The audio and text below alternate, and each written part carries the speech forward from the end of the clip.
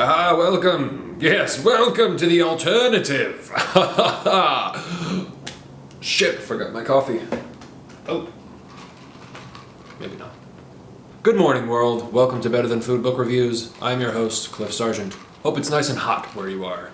Today, I would like to review the perfect author and book to anticipate summer, Notes from Underground by Dostoyevsky. Dostoyevsky was a Russian author described to be a small, sad, angry little man who turned out to write some very not so small, very sad, and very angry literature that happens to be some of the best of all time. He was a huge influence on authors of literature as well as philosophy. So you would have people like Hemingway, but you would also have people like Nietzsche. Fyodor Dostoyevsky was born in St. Petersburg in 1881, and later in his 20s, like many of his time, had a supreme gambling addiction.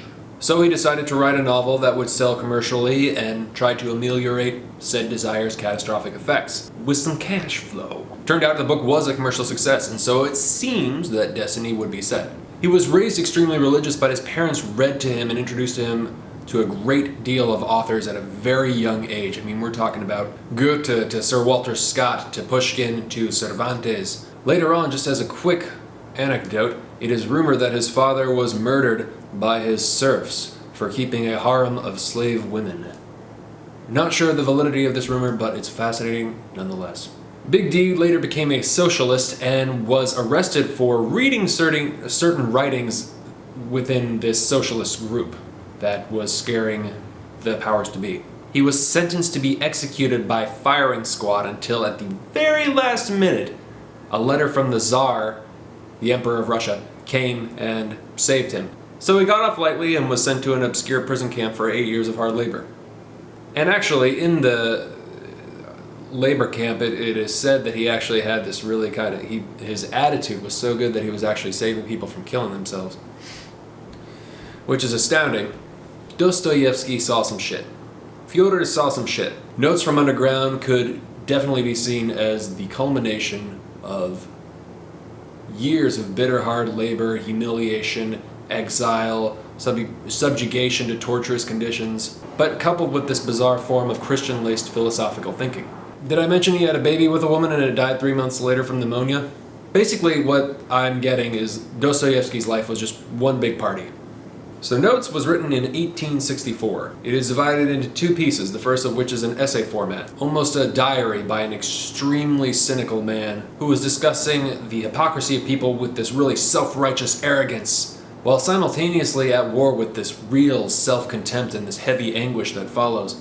And it is so effective that it's riveting. I mean, some may complain that the kind of despair like this that is committed to the page is sort of repetitious or juvenile.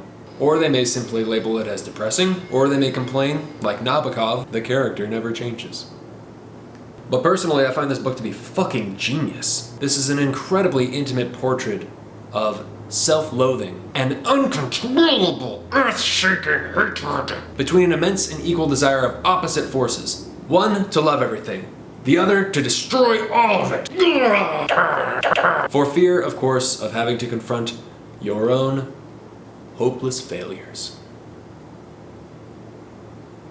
How far we have not come. This is a novella that is strikingly coherent for a character that seems to be on the brink of incoherent madness, falling further and further as these relationships in the story just disintegrate like a train wreck in slow motion. Which brings me to the second part, which is basically an anecdote of these relationships, from this unnamed man from underground, as he calls himself. And the second part is sort of just reinforcing the first.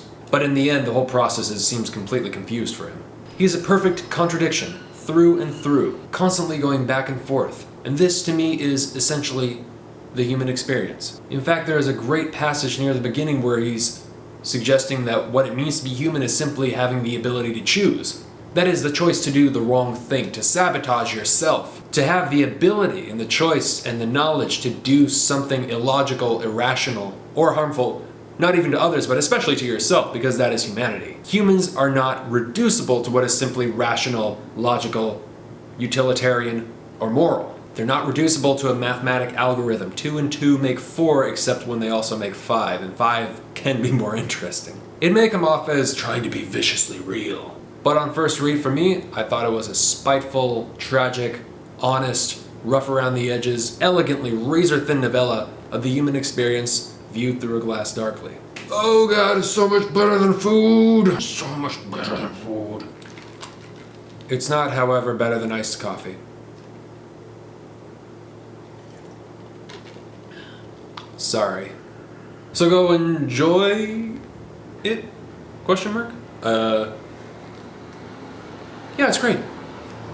Really great. Especially if you've been following any of the pessimistic stuff. I mean, like, basically that's like all I do is read pessimistic literature. I mean, what the hell is literature where only good things happen anyways? It's your friend telling you a shitty story, that's what it is. And always remember what John Waters said, especially for this summer coming up.